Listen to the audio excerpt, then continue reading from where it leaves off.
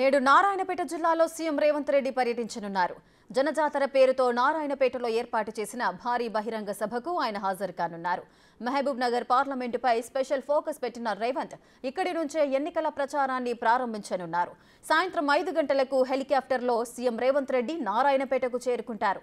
మరోవైపు సీఎం పర్యటన నేపథ్యంలో భారీగా బందోబస్తు ఏర్పాటు చేశారు.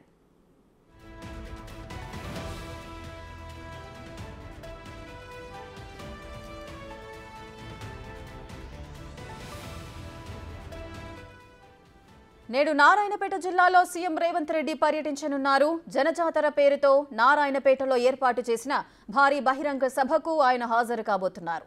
మహబూబ్ నగర్ పార్లమెంటుపై స్పెషల్ ఫోకస్ పెట్టిన రేవంత్ రెడ్డి ఇక్కడి నుంచే ఎన్నికల ప్రచారాన్ని ప్రారంభించనున్నారు.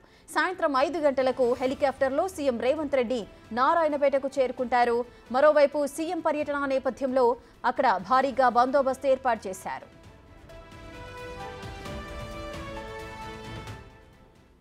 సభా ప్రాంగణం నుంచి మా ప్రతినిధి శంకర్ లైవ్ లో సిద్ధంగా ఉన్నారు. శంకర్, చెప్పండి, సీఎం పర్యటన మహబూబ్ నగర్ లో జరగబోతోంది. ఒక భారీ బహిరంగ సభ కూడా ఏర్పాటు చేస్తున్నారు. ఆ సభకు సంబంధించిన డీటెయిల్స్ ఏంటి? రేఖ, నేడు నారాయణపేట జిల్లాలో సీఎం రేవంత్ రెడ్డి పర్యటన కొనసాగబోతుంది. ఈ నేపథ్యంలో జిల్లా కేంద్రంలో ఉన్నటువంటి మినీ స్టేడియంలో జనజాతర పేరుతో కూడా కాంగ్రెస్ భారీ బహిరంగ సభను నిర్వహిస్తుంది. ఈ కార్యక్రమానికి సీఎం రేవంత్ రెడ్డితో పాటు ఉమ్మడి పాలమూరు జిల్లాకు సంబంధించినటువంటి ఎమ్మెల్యేలు సైతం హాజరవుతుండడంతో ఈ సభ మరింత ప్రాధాన్యతను సంతరించుకుంది. గత 2 రోజులుగా కూడా స్థానికంగా ఉన్నటువంటి నారాయణపేట ఎమ్మెల్యే చిట్టెం పర్ణికారెడ్డి, అదేవిధంగా సీనియర్ నేతగా ఉన్నటువంటి కుమ్మం శివకుమార్ రెడ్డి కూడా ఓవరాల్గా ఈ సభ ఏర్పాట్లను చూస్తున్నాడు. పూర్తి స్థాయిలో ఎవరికి ఇబ్బందులు రాకుండా చూస్తున్నాడు. పెద్ద ఎత్తున ఈ యొక్క కార్యక్రమానికి ప్రజలను కావచ్చు, కార్యకర్తలను తరలించేందుకైతే పూర్తి స్థాయిలో ప్లాన్ చేస్తున్నారు. ప్రజెంట్ మనం విజువల్లో కూడా చూడొచ్చు. ఇప్పుడే ఈ యొక్క సభ ప్రాంగణాన్ని కూడా స్థానిక ఎమ్మెల్యే చిట్టెం పర్ణికారెడ్డి పరిశీలించడం జరిగింది. సాయంత్రం 6 గంటలకు ఈ సభ ప్రారంభం కాబోతుంది. 4 గంటల ప్రాంతంలో సింగారం గేటు దగ్గరికి సీఎం రేవంత్ రెడ్డి రాబోతున్నాడు. ప్రస్తుతం మన దగ్గర ఎమ్మెల్యే ఉన్నారు, ఆమెను అడిగి తెలుసుకుందాం. మేడం, చెప్పండి, ఈ రోజు సీఎం పర్యటన ఏ విధంగా ఉండబోతుంది? జనజాతర సభకు ఎట్లా ఏర్పాట్లు చేశారు? ఇప్పటి వరకు అయితే ఏర్పాట్లన్నీ కూడా కరెక్ట్ గా జరుగుతున్నాయండి. టైంకి పూర్తి కూడా అయిపోయినాయి. కూడా ఆల్మోస్ట్ చిన్న చిన్నవి ఉన్నాయి, అవి కూడా పూర్తి అయిపోతాయి. ఇంకో గంట లోపల పూర్తి చేసుకొని 4:30 నుంచి వీఆర్ ఎక్స్పెక్టింగ్ జనాలు రావడం.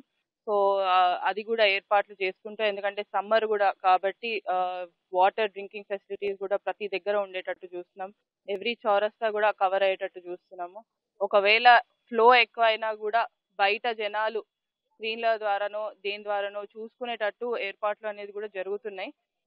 సో ఎందుకంటే ఇది ఫస్ట్ తెలంగాణ తుక్కుగూడ సభ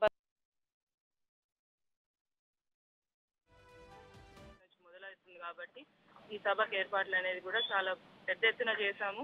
సో చూడాలి, ఇప్పుడు 6:30కి సభ ప్రారంభం కావాలి. మేడం, అంటే ఎంతమందిని ఎక్స్పెక్ట్ చేస్తున్నారు? మొత్తంగా చూస్తే ఇది పెద్ద ప్రాంగణంలాగా ఏర్పాటు చేశారు. దాదాపుగా ఎంతమంది వచ్చే అవకాశం ఉంది? రేవంత్ రెడ్డి వెంట ఇంకెవరైనా ముఖ్య నేతలు కూడా ఈ కార్యక్రమానికి హాజరు కానున్నారు? మహబూబ్ నగర్ పార్లమెంట్ పరిధిలో ఉన్న ముఖ్య నేతలు అందరూ కూడా హాజరు కానున్నారు. అటు నాగర్ కర్నూలు పార్లమెంట్ నుంచి కొంతమంది కూడా రాబోతున్నారు. సో ఉమ్మడి మహబూబ్ నగర్ జిల్లాకి సంబంధించిన ముఖ్య నాయకులు అయితే ఉంటారు. దాంతో పాటు మంది అంటారా అండి, ఇప్పుడు మేము చెప్పలేము ఒక లెక్క అనేది. ఇప్పటి వరకు మాకు తెలిసిన లెక్క అయితే 50,000 దాటుతుంది. సో దాని ఏర్పాట్లు అనేటివి కూడా మరీ ఎక్కువ ఇది కాకుండా, జనాలకు కూడా ఇబ్బంది కాకుండా చూస్తున్నామండి. మేజర్ గా ఈ జనజాతర సభ ముఖ్య ఉద్దేశం ఏంటి మేడం? అసలు ఈ రోజు నారాయణపేట జిల్లాలో ఏర్పాటు చేస్తున్నారు. మేజర్ గా పాలమూరు పార్లమెంట్ సెగ్మెంట్ పై కూడా సీఎం రేవంత్ రెడ్డి చాలా ఫోకస్ పెట్టినట్టు చేస్తుంది. ఈ సభలో మెయిన్ ఎట్లా ఉండబోతుంది? దేన్ని ఉద్దేశించి సభ నిర్వహిస్తున్నారు?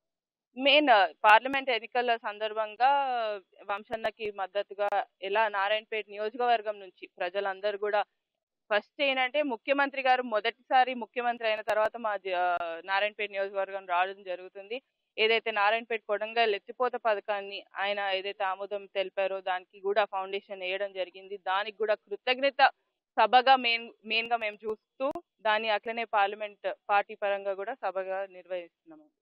మేడం, ఓవరాల్ గా ఒకవైపు బీజేపీ, మరోవైపు బీఆర్ఎస్ ఏం చెప్తున్నాయంటే, పార్లమెంట్ ఎన్నికల్లో ఒకవైపు మహబూబ్ నగర్, నాగర్ కర్నూలు ఈ రెండు మావే విజయం సాధిస్తారని ఒకరికొకరు చెప్పుకుంటారు. మరోవైపు కాంగ్రెస్ ఖచ్చితంగా తమ ఖాతాలో వేసుకోవడానికి వ్యూహాలు రచిస్తుంది. ఎట్లా ఉండబోతుంది? ఒకవేళ రాబోయే ఎన్నికల్లో ఎట్లా గెలుపు ఎవరిదని భావిస్తున్నారు?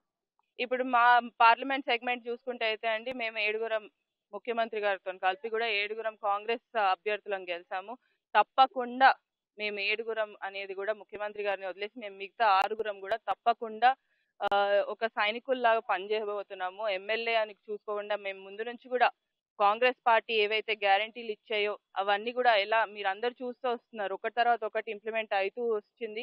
ఉట్టి మన ఉమ్మడి మహబూబ్ నగర్ జిల్లాలో ఏదైతే గ్యాస్ సిలిండర్ 500కి 200 యూనిట్స్ కరెంట్ అనేది కూడా అమల్లోకి రాలేదు. ఎందుకంటే మనకి ఎమ్మెల్సీ కోడ్ ముందు వచ్చింది కాబట్టి అమలు కాలేదు. లేకపోతే ప్రతి ఒక్కటి కూడా ఒకటి తర్వాత ఒకటి చేసుకుంటూ వెళ్తున్నాము. యువకులకు కానివ్వండి 30,000 ఉద్యోగాలు ఇప్పటి వరకు భర్తీ చేసుకుంటూ వచ్చాము. 2 లక్షలు అని చెప్పాము. 30,000 ఆల్రెడీ నోటిఫికేషన్ జారీ చేయడం జరిగింది. అన్ని కూడా ఉద్యోగాలు కూడా భర్తీ అవ్వడం జరుగుతుంది. దీంతో పాటు ప్రతి ఒక్కటి మేము ఏదైతే వాగ్దానం ఇచ్చామో జనాలకి ఇది చేస్తాము అని చెప్పాము అవన్నీ చేసుకుంటూ వెళ్తున్నాము. ఎలక్షన్ కోడ్ వచ్చినందువల్లనే దానికి కొంచెం బ్రేక్ పడింది కాబట్టి ఈ ఎలక్షన్ మోడ్ అయిపోయినాక మళ్ళీ తిరిగి జనాల కోసం ఏవైతే పథకాలు ఉన్నాయో అవన్నీ కూడా అమలు చేసుకుంటూ ముందుకు. మేడం, ఇప్పటికే సంక్షేమ పథకాల పేరుతో కాంగ్రెస్ ప్రభుత్వం ఖచ్చితంగా ప్రజల చింతకు చేరుతుంది. మేజర్ గా ఈ రోజు నారాయణపేట జిల్లాలు చూస్తే ముఖ్యంగా రేవంత్ రెడ్డి ఒకవైపు పార్లమెంట్ ఎన్నికలకు సంబంధించి ఎన్నికల కోడ్ కూడా అమల్లో ఉంది. వరాల జల్లు కావచ్చు, అట్లాంటి కురిపించే అవకాశాలు మెండుగా ఆయన అనౌన్స్మెంట్ చేయకపోవచ్చు. కానీ మీరేం ఎక్స్పెక్ట్ చేస్తున్నారు మేడం ఇక్కడ నుంచి? మీకు రేవంత్ రెడ్డి గారు వచ్చినప్పుడే మీకు తెలియబోతుంది అసలు ఏంటి ఉద్దేశం అనేది కూడా. అసలు ఏమన్నా అనౌన్స్మెంట్ ఉంటే కూడా తప్పకుండా ఏదో ఒకటి అనౌన్స్మెంట్ అయితే ఉంటుందని ఆశిస్తుంది. అంటే ఈసారి నారాయణపేట నియోజకవర్గం నుంచి పార్లమెంట్ ఎన్నికల్లో అంటే ఎక్కువ మెజార్టీని ఎక్స్పెక్ట్ చేయొచ్చు అంటారా? తప్పకుండా ఎక్స్పెక్ట్ చేయొచ్చండి. నాకు వచ్చిన మెజారిటీ కన్నా ఎక్కువ మెజారిటీ తెస్తాము. ఎక్కువ మెజారిటీ తెచ్చినప్పుడే అందరికీ కూడా ఇప్పుడు జనాలందరూ కూడా ఎలా ఉన్నారంటే ఇంత 4 నెలలనే ఇంత చేశారు కాబట్టి మిగతా 5 సంవత్సరాల్లో కూడా తప్పకుండా ఏదో ఒకటి అయితే మాకు అభివృద్ధి అనేది జరుగుతుందని నమ్మకం జనాల్లో ఏర్పడుతుంది. తప్పకుండా నాకు వచ్చిన మెజారిటీ కన్నా ఎక్కువ మెజారిటీ తెస్తాం నారాయణపేట నియోజకవర్గం నుంచి. చూస్తున్నాం. ఇది ఓవరాల్ గా గత 2 రోజుల్లో కూడా ఈ సభ సక్సెస్ చేసేందుకైతే ఎమ్మెల్యే పూర్తి స్థాయిలో ఇక్కడి దగ్గర నుండి చూస్తున్నారు. మరి ముఖ్యంగా ఈ రోజు సాయంత్రం జరగబోయే ఈ యొక్క ఎన్నికలకు సంబంధించినటువంటి శంకరావాన్ని ఇక్కడ నుంచి పూరించనున్నారు. ముఖ్యంగా పాలమూరు పార్లమెంట్ కు సంబంధించి ఎవరైతే అభ్యర్థిగా ఉన్నారో చిక్కుడు వంశీకృష్ణ విజయం ఖరారు దిశగా కూడా తాము అడుగులు వేయబోతున్నాము. ఖచ్చితంగా పార్లమెంట్ నియోజకవర్గానికి సంబంధించి 7 సెగ్మెంట్లలో ఒకటైనటువంటి నారాయణపేట సెగ్మెంట్ లో కూడా భారీ మెజార్టీని మేము ఇవ్వబోతున్నాము. తనకన్నా ఎక్కువ మెజార్టీ వస్తుంది. ఒకవైపు కాంగ్రెస్ పార్టీ అధికారంలోకి వచ్చిన తర్వాత పార్లమెంట్ ఎన్నికల నేపథ్యంలో ఎన్నికల కూడా అమల్లో ఉంది. ఇదంతా కూడా అభివృద్ధి పథకాలు అందట్లేదని చెప్పి ప్రతిపక్ష పార్టీలు కావచ్చు, బీఆర్ఎస్, ఒకవైపు బీజేపీ తప్పుడు దారి పట్టిస్తున్నాయి. కానీ ఇదంతా అయిపోయిన తర్వాత ఖచ్చితంగా ప్రజలకు మేలు చేసే దిశగా కూడా అడుగులు వేయబోతున్నాం. సీఎం రేవంత్ రెడ్డి సాయంత్రం 5:30 గంటల ప్రాంతంలో కూడా ఈ సభలో మాట్లాడబోతున్నారు. కాబట్టి ఆయన ఏం మాట్లాడతాడు, నారాయణపేట జిల్లాకు ఎలాంటి విషయాలు చెప్పబోతున్నాడు, కార్యకర్తలతో ఏం షేర్ చేసుకోబోతున్నాడు అనేది మాత్రం మనమంతా వేచి చూడాల్సిన పరిస్థితి ఉంది. Rekha. Right, thank you Shankar, thanks for the details.